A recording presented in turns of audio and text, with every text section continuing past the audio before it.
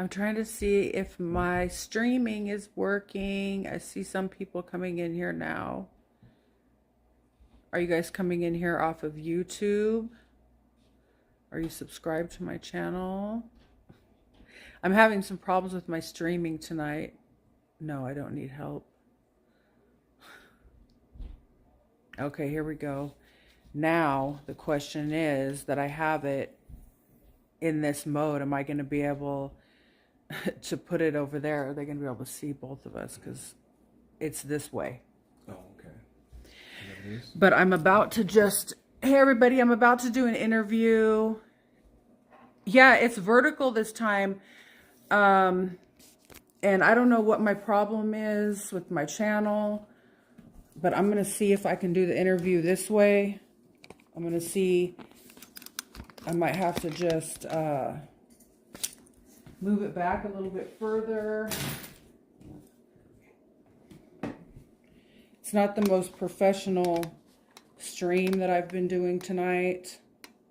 But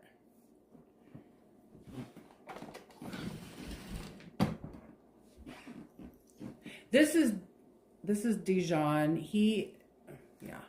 I'm going to let him introduce himself. Go ahead. You can introduce yourself. Hello, guys. How you doing? I'm Dijon with Storm Protection. Most famous bodyguard to the stars. Okay, and we are going to do the interview. This is kind of crazy, I know. But okay. I'm going to tell you guys that I've been having some problems tonight streaming. We were supposed to start this interview at midnight, and for some reason I was running into some real problems. And now I am also recording this interview, so I will have a more professional, better set up version. But you guys don't really even need to look at me. So I'm going to ask him the questions, and yeah, maybe I can move this back a little bit more. And he's been having a lot of patience with me on this. Yeah, I don't usually run into problems like this, but okay, there's a first time for everything. So we're going to be filming, we're going to be doing it in vertical mode. Is it straight? Okay, you guys should all just take note of this. This is my first interview.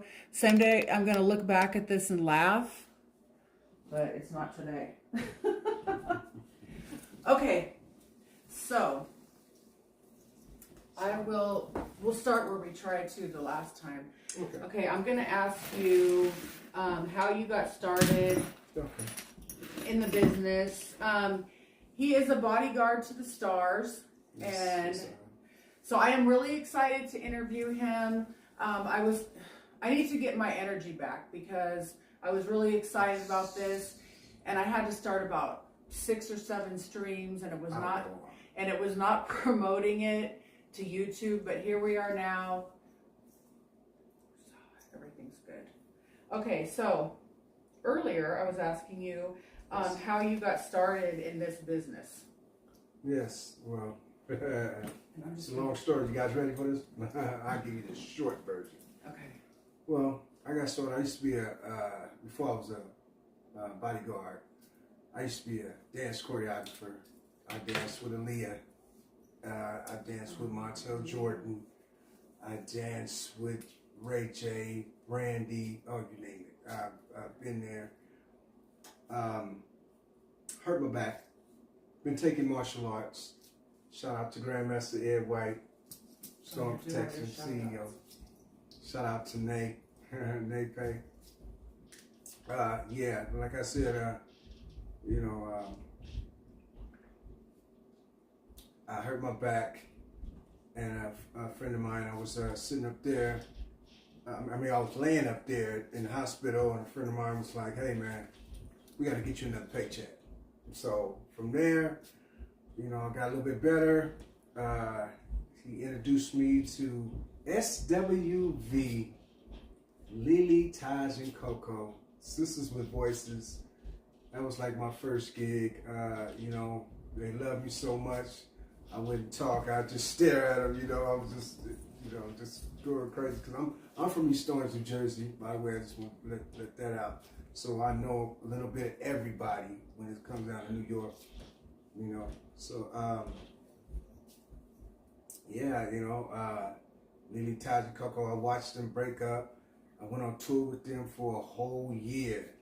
I was with them for a whole year, and yeah, that's basically how I got started in the business. I was first from them when they broke up. I went to Eddie Griffin. Okay. Real nice guy. Shout out to Ed. Yeah, him. Introduced by my brother. Oh, my nephew, Lamalik. He was dating Madonna. He dated Madonna for like 5 years. His father, my brother.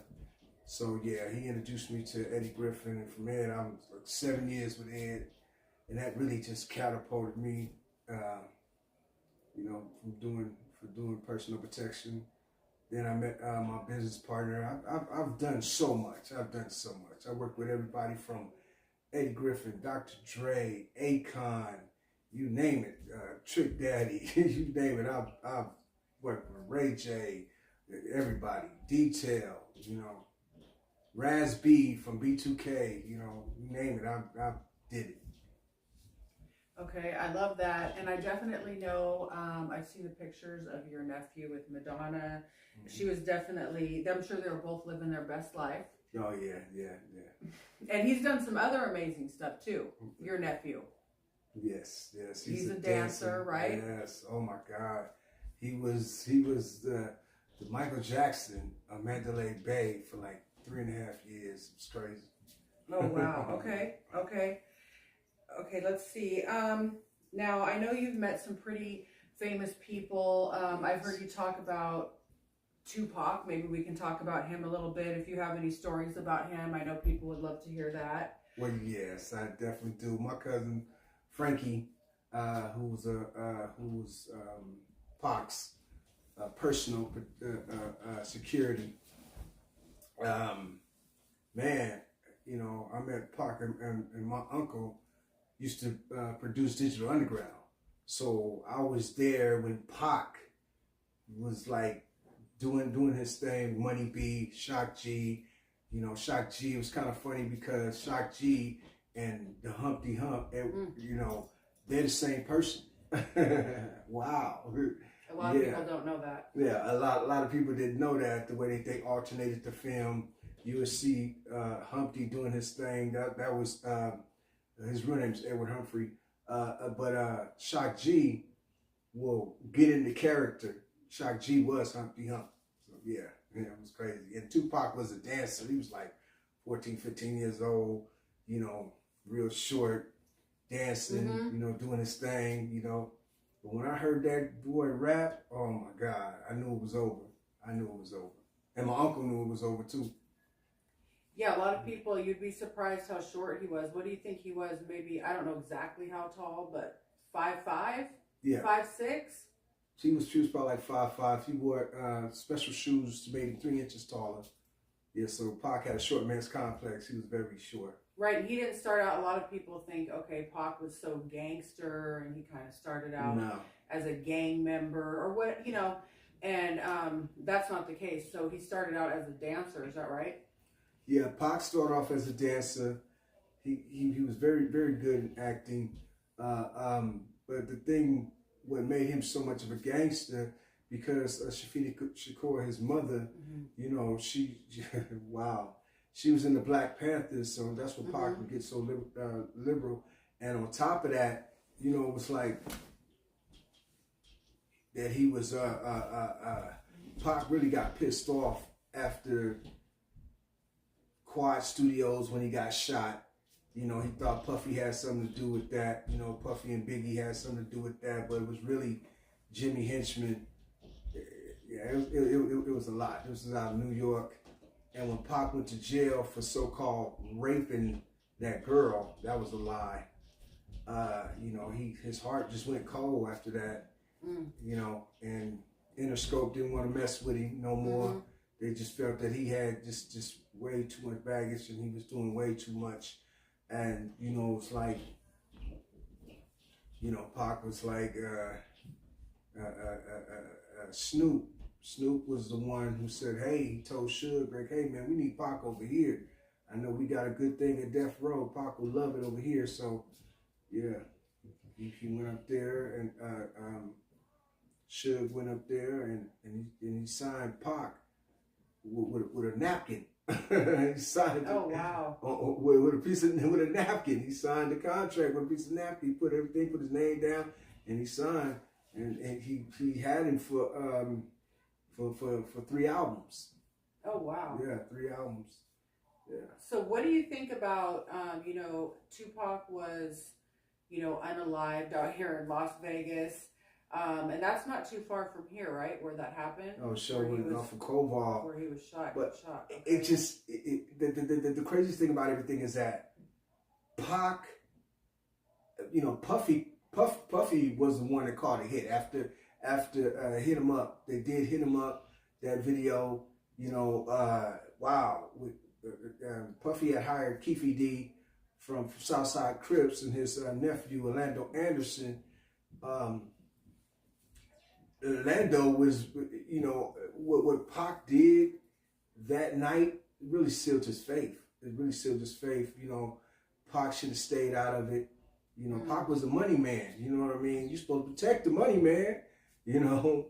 And when Trayvon Lane told Pac, hey, man, that's the guy who stole my chain, my Death Row chain, because Puffy was offering $5,000 for whoever had a chain from Death Row. Yeah, Puff was something else back then, you know. But once that went down, instead of Pac saying, hey, you know, Mike Tyson won, I want to relax, we're going to go to 626, you guys do what you do, Pac said, where? You know, he just wanted to, he had so much general energy flowing in that night, man. It was crazy. It was crazy. But yeah, he crossed over. He crossed over without getting jumped in. You know, without getting jumped in a gang, he crossed over. And that was the wrong thing to do because, like I say, Baby Lane, better known as Orlando Anderson, he was investigated for 4 murders. Like, he was a real, true gunner. He was a real, true killer. And Pac, yeah, when they jumped him that night, that was the worst. Pac didn't know that Puffy had already caught a hit out on him, so, you know, and it was crazy when he went and told Keefe D and his uncle that, you know, he got jumped by Pac, and yeah, like I said, he had Puffy caught $1 million hit out on him, so they had already went to 626 looking for Suge and Pac, but they didn't find him. So it was gonna be a really, I think that night Suge was gonna die that night, you know. But yeah, it was kind of crazy. Yeah. So what do you think about even back at that time as far as Puffy goes? What was the general thought like in the hip hop community about him back then? You know what I mean? Did people know what he was doing and what he was about even back then? We'll kind of talk about him a little bit because I know he's really in the news right now, obviously. Yeah. I guess the feds came and got him today. Is that true? Yeah, that's definitely true. Feds got him today. Yeah. So what was the thought about him, you know, back in the day? Did people know what he was up to? Has this been a long-going thing? Let me tell you, back in the day, me and Puff grew up together. Like I said, I'm from East Orange, New Jersey. Like, back in the day, Puff, you know, he was a dancer. I was dancing for to tell my age, I was dancing for Sexy Lighter Shaw. Puffy was dancing for Father MC. You know, he was doing his thing. Everything was all good. You know, we had a high top fade, dancing together, doing our thing. You know what I mean? And he was a fun guy. He was a fun guy. You know what I mean? And yo, he did his thing. He went a step further while we sitting here dancing, Puff was like he wanted something better, so he went over to Uptown MCA Records with Andre Harrell and became an intern, you know. And then he bought up a white Cavalier. He's like, yo, Puff got a Cavalier. I mean, yo, we cats, you know what I'm saying? We young. We not really thinking about, you know what I mean, driving cars and nothing like that, you know. Yeah, it was a lot going on back then. But yeah, Puff was cool. He was a genius. He started everything, you know what I mean? But the sampling, he was the king of samples. Mm-hmm. He did it. He did it.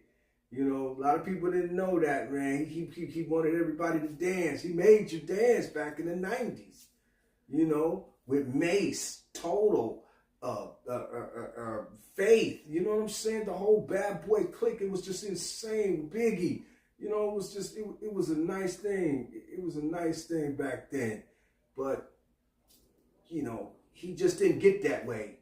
As he coming up, he was taught, you know, seen, been to a lot of parties, seen what he can do, how everything was extravagant, you know. And yeah, that's kind of. So you think that back then he wasn't really like that? Oh no. So you think that was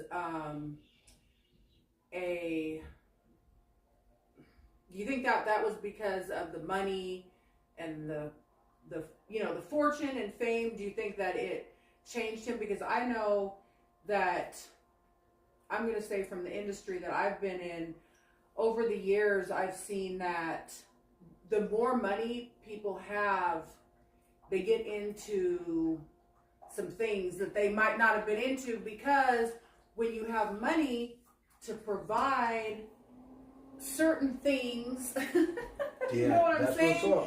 You know what I mean? Maybe as an average person with a regular 9-to-5 job, you cannot afford to have certain, I'm going to say, fetishes. In your life, but you know, you have to just take what's out there, the normal stuff. But now you've got this excess money, you can pay. Okay, I like this weird thing and that weird thing. We all might have something that we like, but we can't, you know, people aren't going to do that. But if you have the right amount of money, you can have 6, 7, 8 females around, or whatever it is you're into. Right. So, you know what I mean? And you can also pay for your privacy. You know what I mean? If you have the right amount of, you know, if you're just a regular person, you try to call somebody in off here to the street and you do some weird crap, they're going to go tell somebody. That's right. But if you got fortune and fame, and maybe you have connections, and if that person goes out and says something might happen to them. Yeah, you're right about that. Right? And they have connections, so I don't know. I'm trying to say it without saying it. But you know what I mean? So you think that those proclivities of his, they kind of developed as he had more money and more power to protect himself. Exactly that. But like I said, he, you know, it was taught. It was like, you know, you want to get around the Clyde Davises. You want to get around the Benny Medinas. You want, you know what I mean? You're a small fish in a big pond, and you're trying to hobnob with everybody. You know what I'm saying? It's like it's a funny thing. My nephew, I was out in Moscow on business, me and my business partner, and I was staying out in LA, and my brother, my nephew's father, he was telling me, you know, to come out here. I was like, nah. We were Skyping back and forth.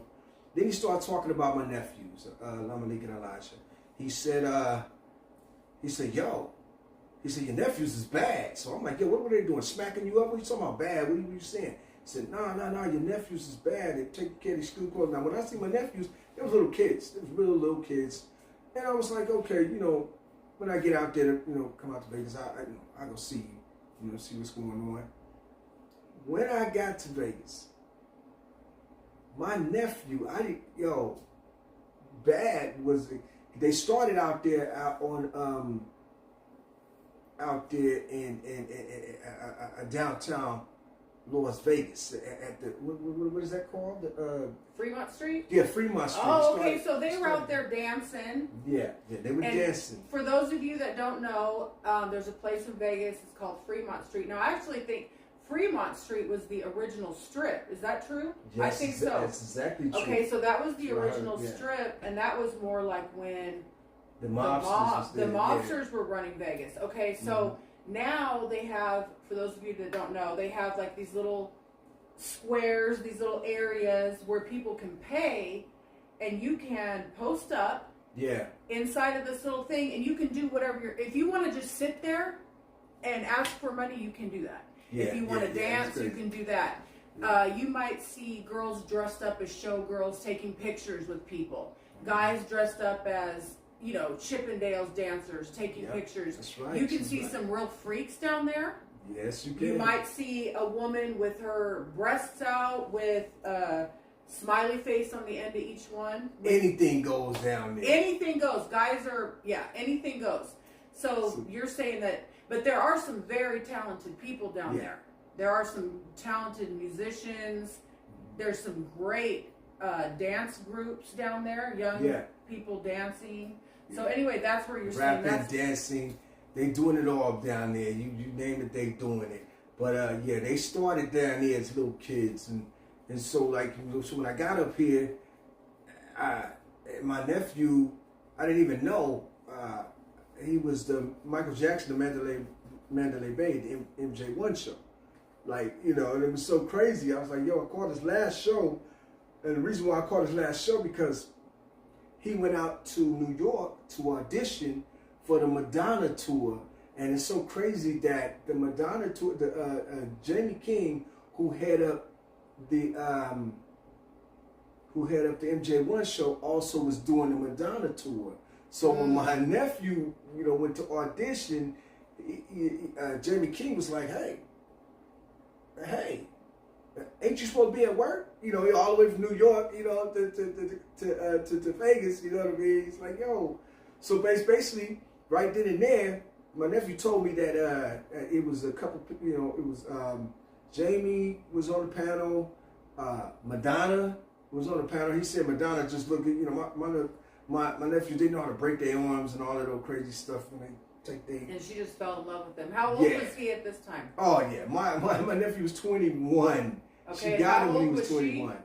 But I'm like 64, 65. Okay, and he was like, what did he say? He was like, yes, please. Oh, man. So peep it. So when I found out he had got to audition, so I was like, yo, Malik, you're good. And, congratulations. He's like, yo, Unc, can I talk to you? Oh, man. Yo, wow, can I say this? He said, Unc, can I talk to you? I was like, yeah. Because, I do a lot of traveling. I've been halfway around the world. And so I was like, yo, what's good? Malik. And he just said, remember, he's 21. He don't know that there's really a big world out there. He just know the MJ1 show. But he was like, I don't know anything about what's going on. So I told him, I said, can I say this? Well, I told him, I said, look, hey, Madonna is part of the Illuminati. And he was like, the Illumina who? I said, the Illuminati. I said, shake it. I said, if they ever want to take you to the after party, don't go. And he was like, yo, Unc, I thought after the party was the hotel lobby. Who did that? That was R. Kelly. So, he's 21, so, you don't know. This isn't the after party at Dre's. Yeah. So, you know what I mean? So I'm laughing, and I'm just like, congratulations. So now, fast forward. Probably like 3 months now. He on tour. Everything's going good. Him and Madonna, they starting to get together, whatever. So he sends me a Facebook picture of the two of them. So I'm like, right on, Alamalik. So now what it is Madonna's arm is spread out, okay? Alamalik arm's in the back of his. Madonna have on a black Corsica, a black Corsica fishnet, Then I look at my nephew's hands, and he got fishnets on his hands. So I really went crazy. I called him up. I said, Lama Leak, what the fuck? I said, this is definitely her idea. Huh? This is definitely her idea. Yeah. You know, got him in rehearsal. I said, what's up, Lama Leak? I didn't like that picture. He was like, yo, that's our costume. I said, all right, Lama Leak, that's how they start you off. That's how they start you off. You know, like, yo, next thing you know, and I told him, I said, half of Madonna's crew is gay. Like, and it's true. Like, you know. So you're kind of telling him, you know, just, yeah. you know. He got a good head on his shoulder. You know, if they want to take you somewhere and you don't want to go.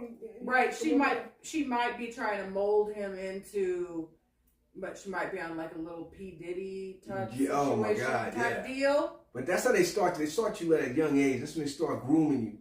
When you're real young, because you don't know nothing. So you know what I mean. So that's kind of like what happened to P Diddy. P Diddy, you know, Benny Medina gave him the money to start Bad Boys, and Benny Medina owns J-Lo. You know, and they all run in the circle. Clyde Davis, all of them. Everybody know about Clyde. Clyde's zesty too.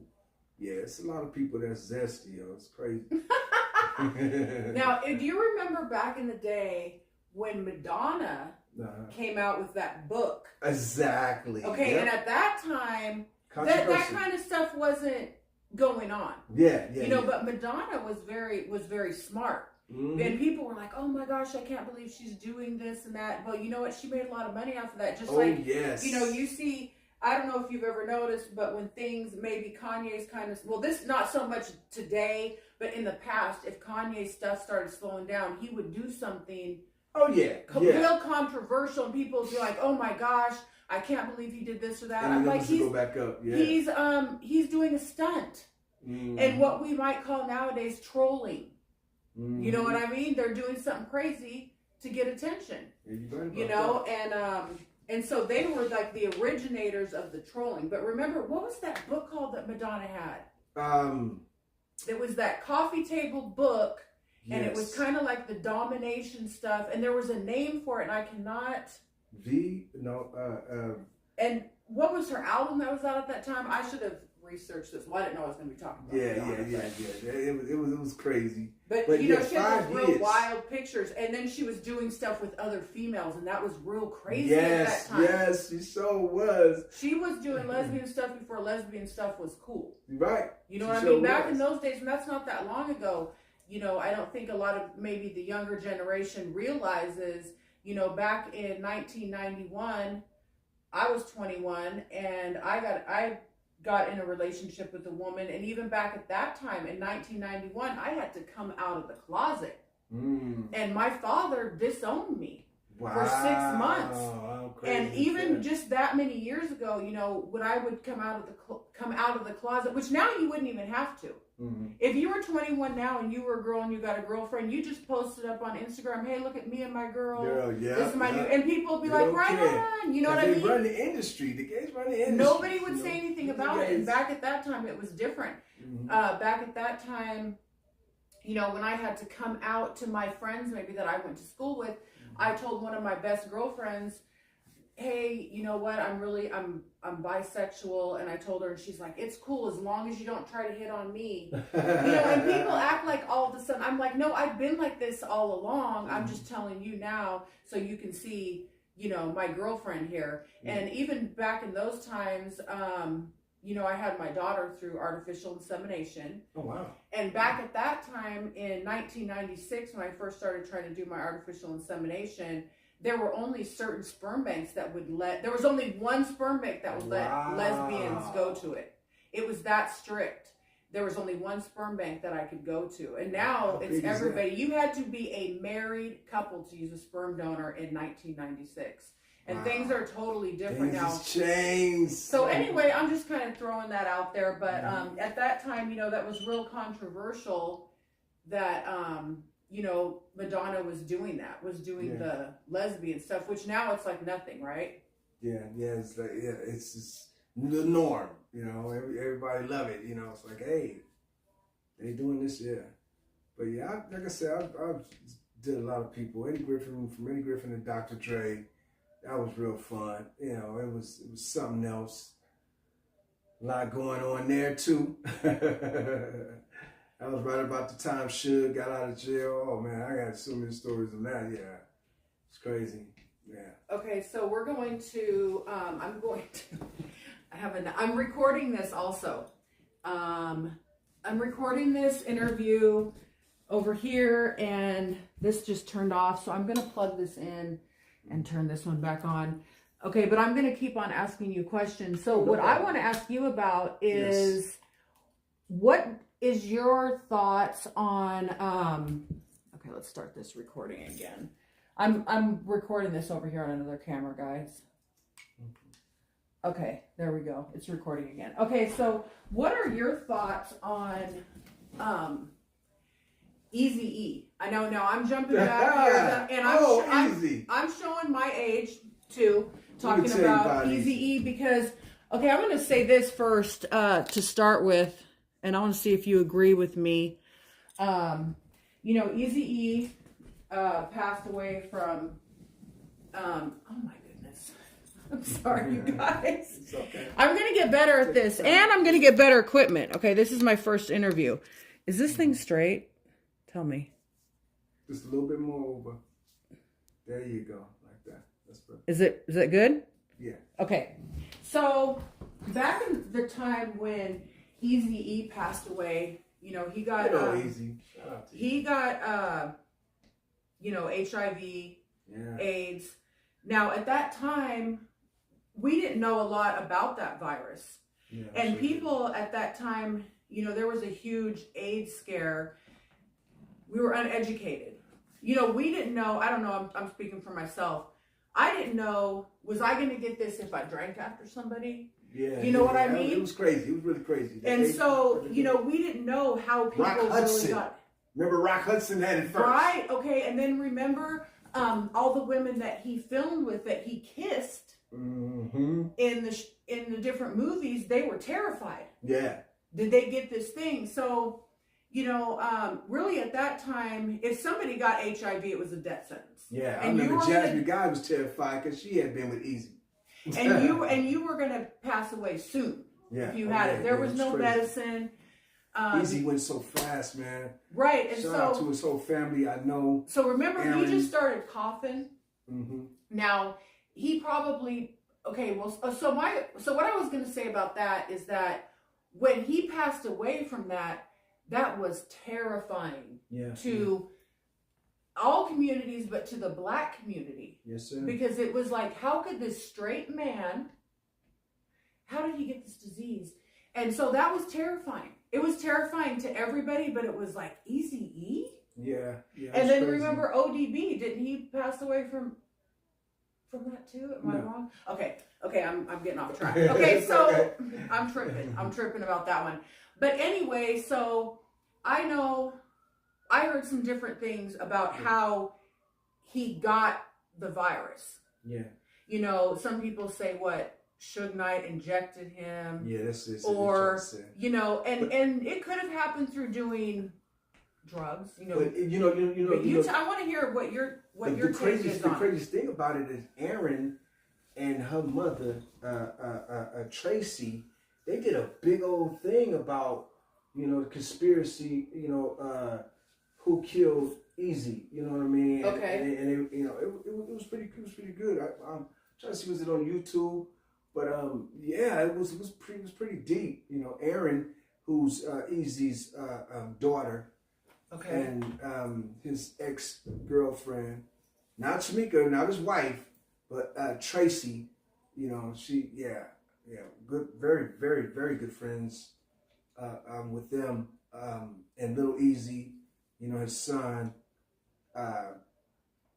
Yeah, but they did a huge thing because everybody thought that, you know, Eazy was murdered. You know what I mean? Because he went so fast, man. He went so fast. Mm-hmm. It was crazy. People were seeing him on stage, young, healthy, good looking, you know, vibrant young man, and the next thing you know, gone. Yeah. He didn't have no time to live. It was just bam. In the hospital, and it was gone. So what do you think happened? Wow, man. How do you think that he got it? Wow. Do you think that's what it was? I don't. That's good. I don't because. I mean, and it that's was so another. Fast. It was so fast. He went so fast. It was, and I think that maybe he could have had it for some time because we don't know when he got it, and you can get it through sharing straws, doing drugs. And who knows what he was doing with all these different women that he, you know what I mean? It is possible. It is not as easy to get it, but you can. Yes, you can. Yes. And we don't know what his practices were as far as, The industry was always been. You didn't think as a young black man at that time, you didn't think you were going to get it, right? Because you wouldn't think, unless you were a homosexual, really you couldn't get it. Yeah. Or a hemophiliac where you were getting a blood transfusion. Those were the people that we thought were the only ones getting it. We thought it was a gay disease. It's so funny. I don't know if you guys ever seen it. I don't know if you guys ever seen this. I want to say Rob's Eddie Murphy. And so Eddie Murphy, he was talking to the doctor. And the doctor came back. He said, well, Eddie Murphy, I just want to tell you have AIDS. He said, AIDS? But I'm not homosexual. And the doctor said, sure you're not homosexual. Yeah, that Eddie Murphy Raw, that back in the day, remember he had on that red suit? That was huge, that Eddie Murphy Raw. Everybody walked around saying quotes from that. And one of his great influences was Richard Pryor. Yes. And Richard Pryor is one of the greats. I remember as a child. Shout out to Erin, his daughter. I remember, as a child growing up, in our home, something that we had in the 70s was a record player, first of all. Hey. And I remember as a little kid going and looking at my dad's albums. Yeah. And my dad had kind of the more edgy, he had the Jimi Hendrix. Oh, wow. And I remember just staring at Jimi Hendrix. Okay, and I grew up in a country town, in a white country town, okay? I never seen anybody like Jimi Hendrix around my neighborhood. Yeah. And I used to just stare at that. And my dad's like, what are you looking at? Rest in peace to my dad. But, he would be like, and then we had, do you remember this one?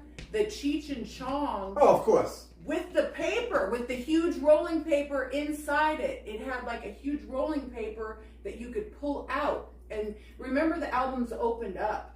Yes, the albums opened up. I remember all the movies, the pop-ups, especially with Richard Pryor. Oh, man. And it would tell every, each section what it was, and you could put it on the record player, and then the record had the little divots you could see. Good old days. And I would sneak, because I wasn't supposed to be listening to that. You know what I mean? Shout out Red Fox, too, yeah. Oh, Red Fox. Yes. Red Fox. We don't even want to go back to the, Yeah, the Sanford Son. Dan Richard. Yeah. And weren't you telling me about where Red Fox, where the Sanford Son, where did that originate from?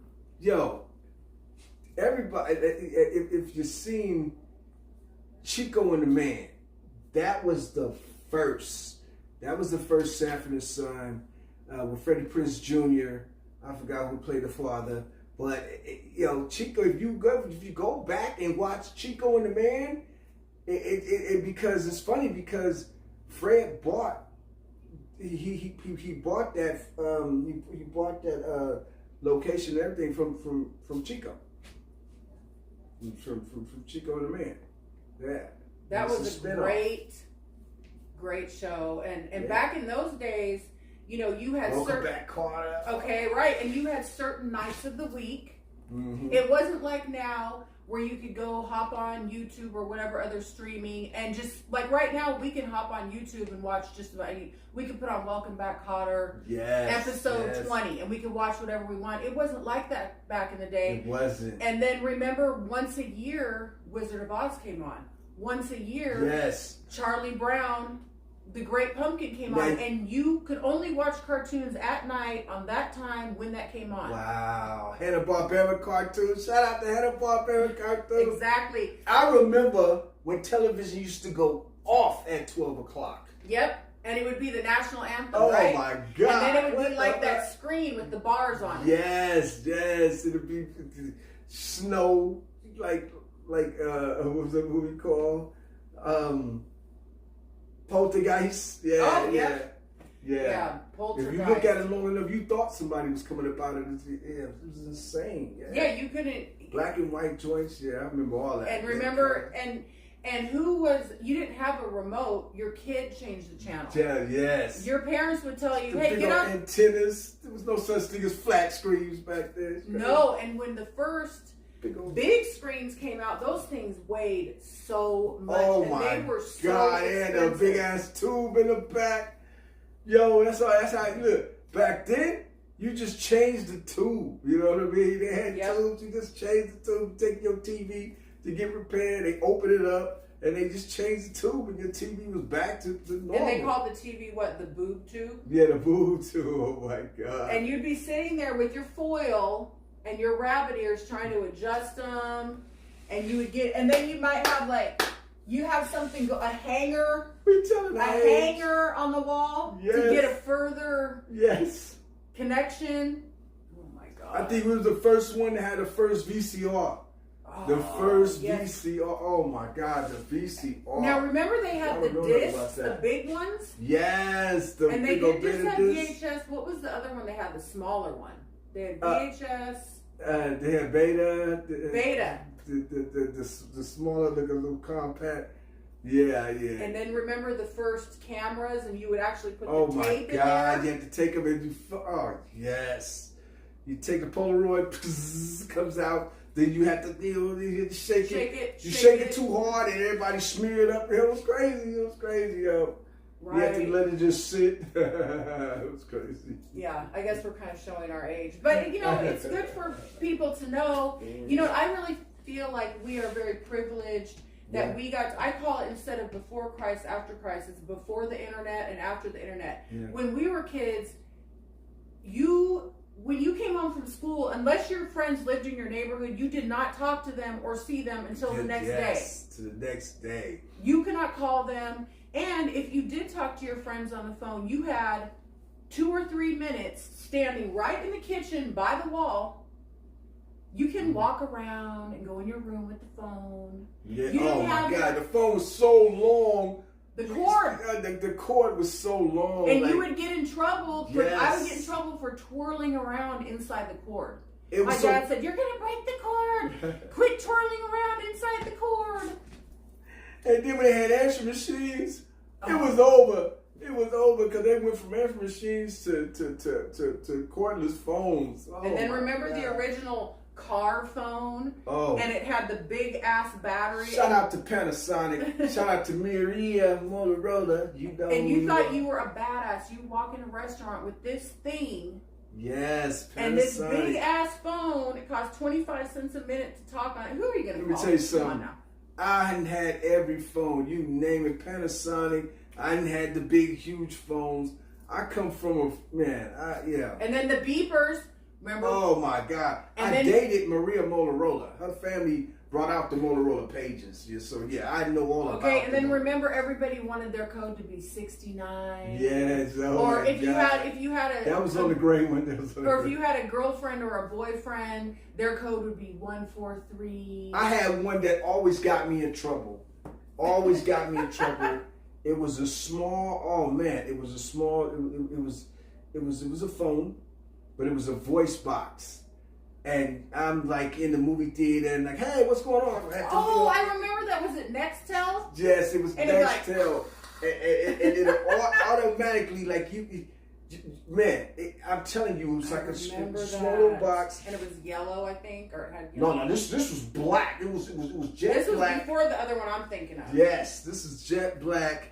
And you talk on it, and it'll leave a message. So the message will blur out, so you'll get the message. Oh, yeah, that's going to get you in trouble. Hey, what's going on? What you doing? Where you at? What's going on? Where we at? It's like, oh my God. Well, yeah, you're going to come over here with the stuff, or, or your side girls on there. Where are you at? Oh, yes. Yes. Where are you at? I've been trying to. Yeah, there's a lot of that going on. It was just Yeah. I lived a beautiful life. Still living a beautiful life. Traveled all over. Been to Dubai, Abu Dhabi. Shout out to Abu Dhabi. Man. Shout out to Prince out there. Insane. Yeah, me and my business partner, we travel, you know. Let's talk about one more person that I saw. Tell me something about Chris Brown. Chris Brown, the ladies' man. So, ladies' man, you know? Chris, good old Chris. Chris is a cool dude, you know what I'm saying? You know, my little brother Adonis the Greek, he used to write for Chris back in the days. And it was so funny, like they broke up their friendship because, well, my little brother didn't know what he wanted to be. He wanted to be a football player. You know, boy had hands, but chicken wings for legs. You know what I mean? So he kept icing his knees. But now you have the jail workout body. Oh all man, buffed up here and. Yeah. It's so funny, and he didn't know really what he wanted to do. Like I said, him and Chris came up together. He was dancing for Chris. He started writing for Chris. So now he wanted to become an artist himself. And he told Chris one night, we was up at the Palms having a big old party. And when Chris had a party, Chris was drunk. Huh? What was Chris's partying like back then in the day? Oh, wow. Chris was off the fucking chain.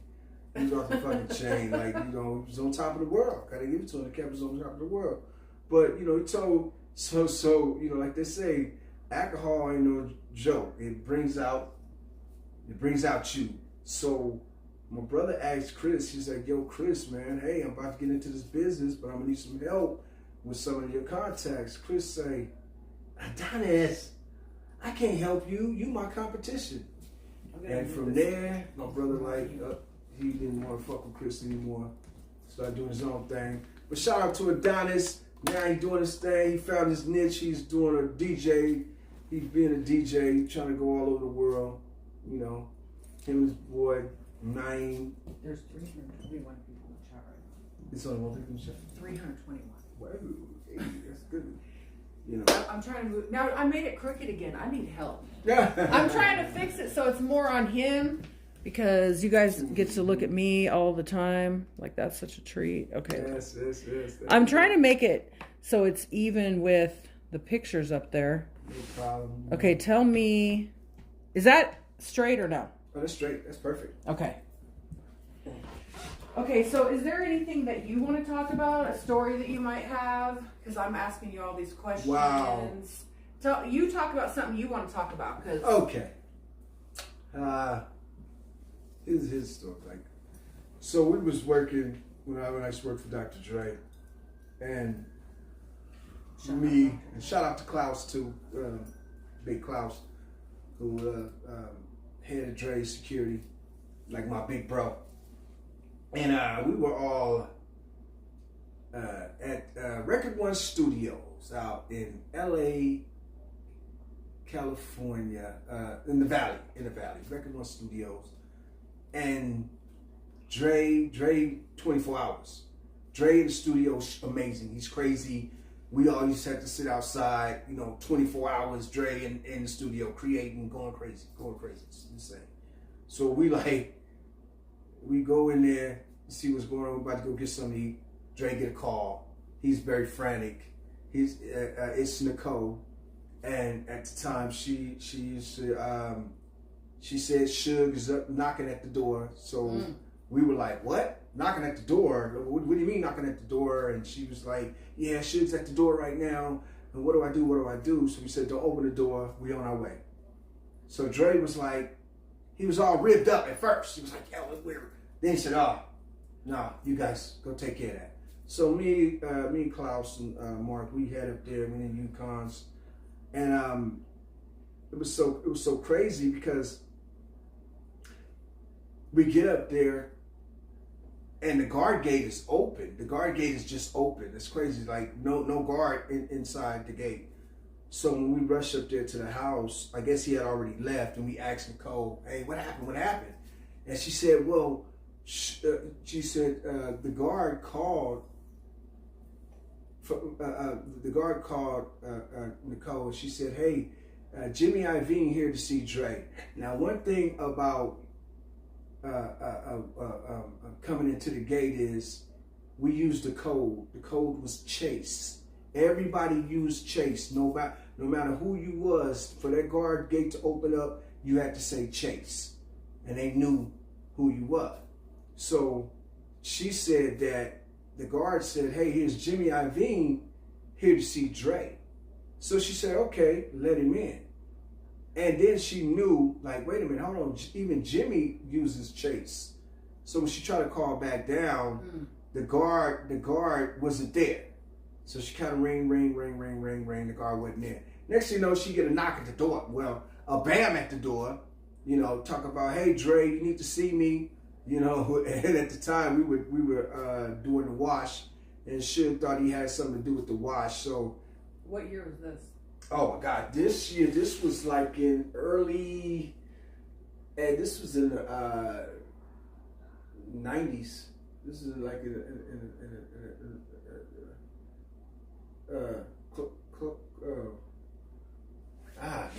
that's a good question. This is when they were at the top of their game, though. Yeah. This is like the early 90s, somewhere around that area. The Wash, when the movie The Wash, because we were doing The Wash. The Wash was it was like a spinoff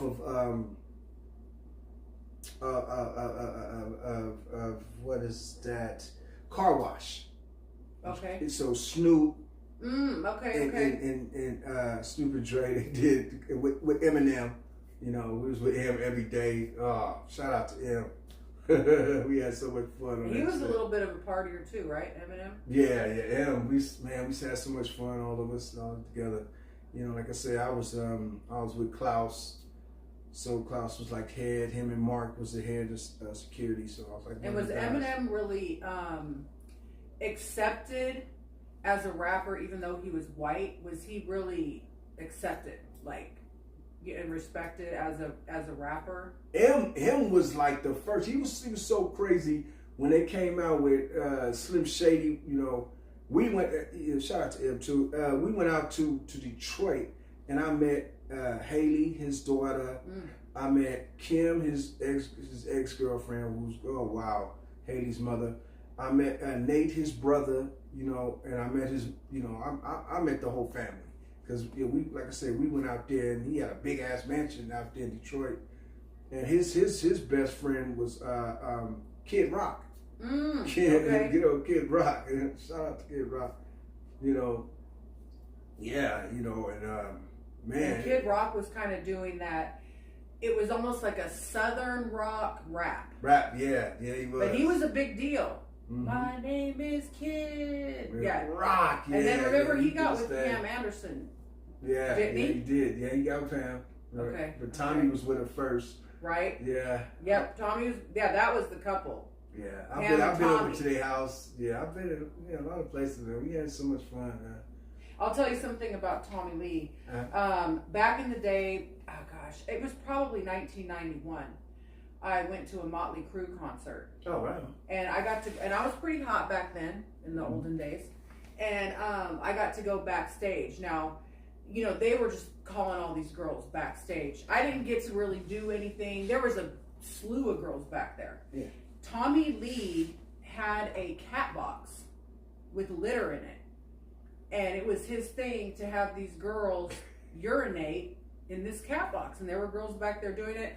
I didn't get the privilege of doing it. I would have, I'm sure. You know what I mean? Because back in those days, in the early 90s like that, really the only things that were around were alcohol. If you were a little bit wild, you might have smoked some weed. Yeah. And if you were real crazy, you might have got into a little bit of powder and maybe some LSD. Yeah. It wasn't like now where you had... So what I'm telling you is girls were drinking. And they weren't used to drinking. Remember GHB? Oh, I had a girlfriend that did that to herself one night. Wow. Yeah. And actually, nobody's going to know who she is, but her name's Summer. She came home and did some of that, and I had to stay up with her all night and watch her. That stuff was no joke. No, she was sick all night, and you could easily pass away on that. Yeah. It made you, that shit was no joke. Like, I'm glad, you know, I don't drink, I don't smoke. You know, I don't get out on none of that stuff, you know what I'm saying? I stay focused. But yeah, that's well. That's how we can be this old and still be alive. Because can you imagine? You know, I have friends that were, I was born in 1970. That I went to school. I was born in 70. Yeah, 70. Whatnot. You know what I mean? And these people look, and a lot of them, unfortunately, aren't even here. Yeah. Because drugs, fentanyl. Y'all stay away from the fentanyl. You can't do that stuff. Yeah, stay away from and that. And especially, when you get to people that are our age, the way that they drank and stuff, and then they try doing this other stuff. This other stuff, there's no room for error. Yeah. Where you could drink too much and get yourself sick, you're going to still be alive the next day. Exactly. You might not feel good. Yeah, this fentanyl stuff is really killing people, man. It's just so sad. We just lost Rich Homie Quan, man. That dude, he was real good, man. And isn't that what we lost Prince to, right? Yeah, we lost Prince to fentanyl. We lost Mike. We lost a lot of people to fentanyl. It's sad. It's really sad because, hey, they didn't know they weren't going to be here tomorrow. You know what I mean? It's like they doing it, and all it takes is a bad batch. Yeah, there's no room.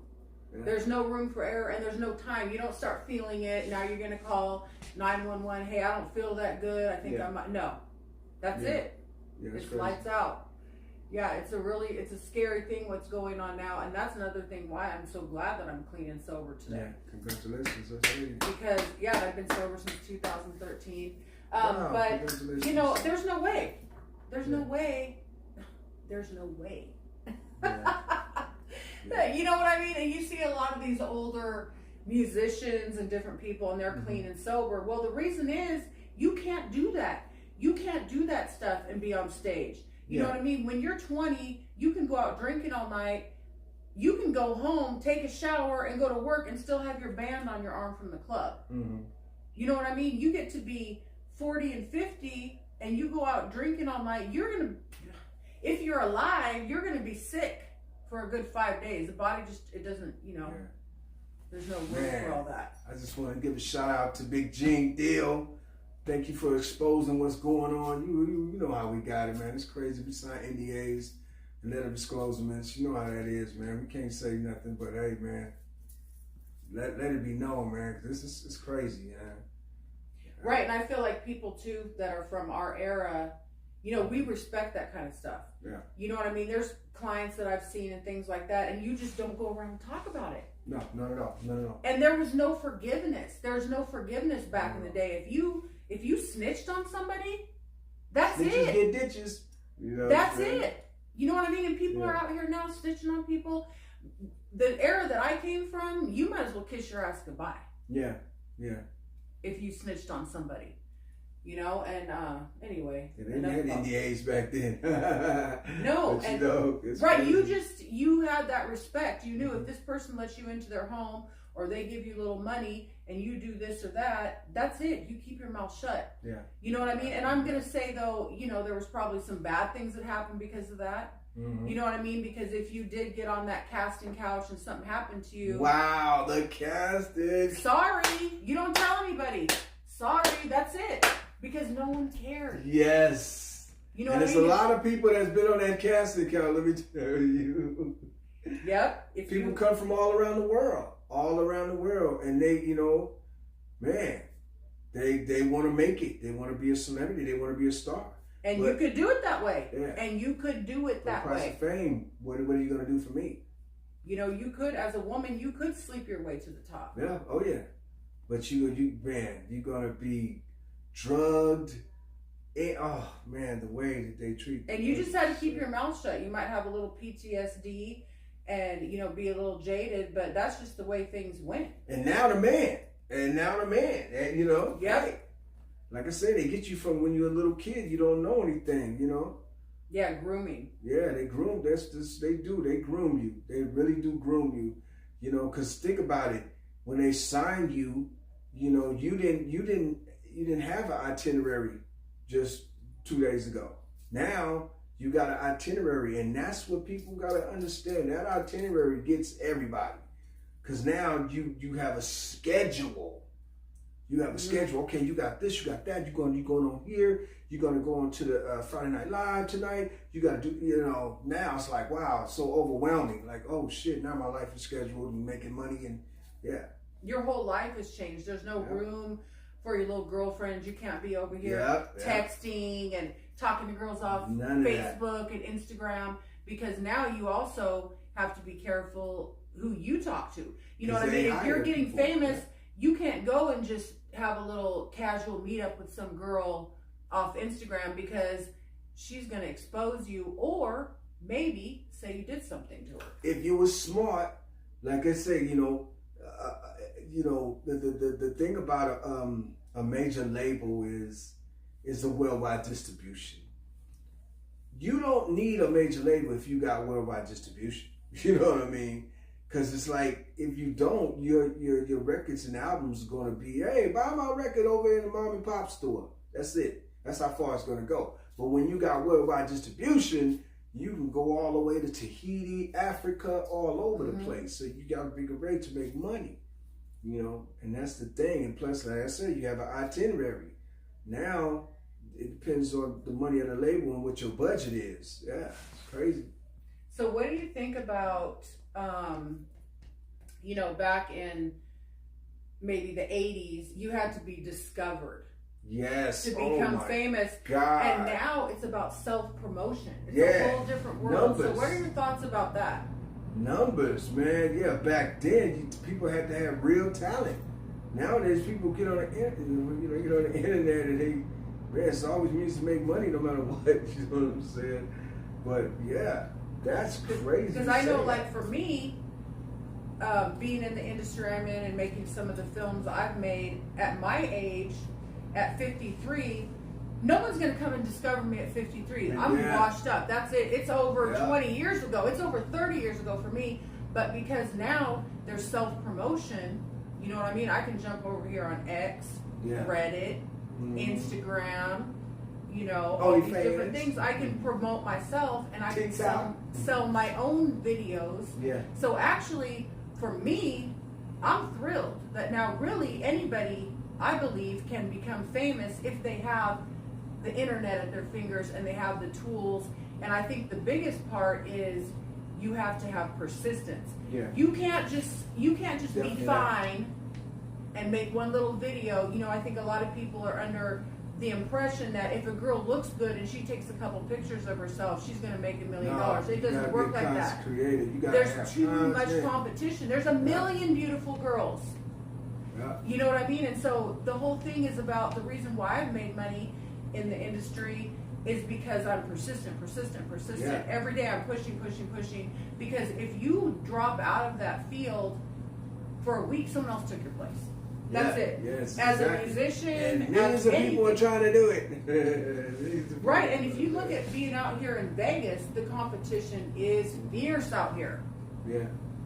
There's a lot of beautiful people out here in Vegas. And Vegas has kind of become, the center for a lot of different types of content creators. Yeah, where definitely. It used to be, the Silicon Valley, right? Mm-hmm. Was it more like the San Jose area where more of that stuff was going on? Like the adult content creators I'm talking about. Adult content creators? That's more like Sacramento Valley, right? Right, okay. And then now, but a lot of that is moving to Las Vegas. Oh, well, yeah. I mean, I don't know, that's what I've seen. Vegas is the, Yeah, it's rough out here. Vegas will eat you up. Yeah. If you don't know what you're doing out here, it will eat you up. So stay focused and stay away from the fitness. Stay in school, kids. No. I know. Okay, so we are going to end this in a few minutes. I'm going to see if there's anything else he wants to talk about. If you guys want to see another one of these interviews, let us know. Comment on the video. I'm going to post it. I'll post it after this. It's probably going to take a few hours for it to go live. I've also recorded it. Eventually, I will edit that and put that up and kind of, cut some things out and make it a little bit shorter. But, let me know if you want to see more interviews with Dijon and what other interviews you would like to see.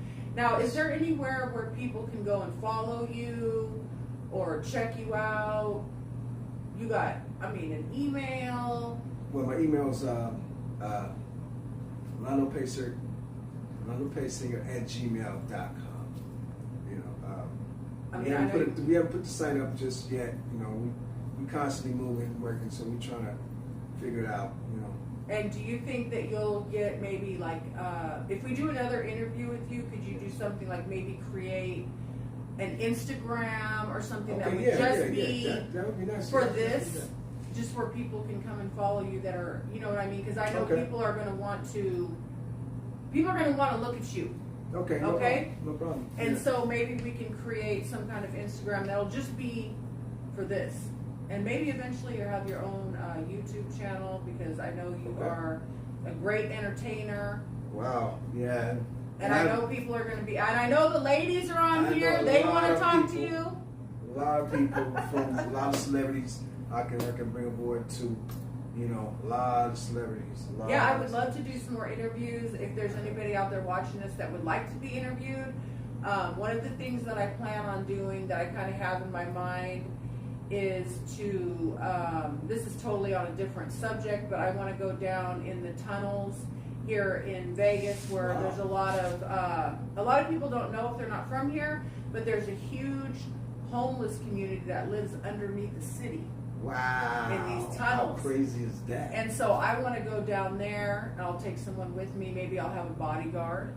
Right. Because I'm not going to go down there by myself.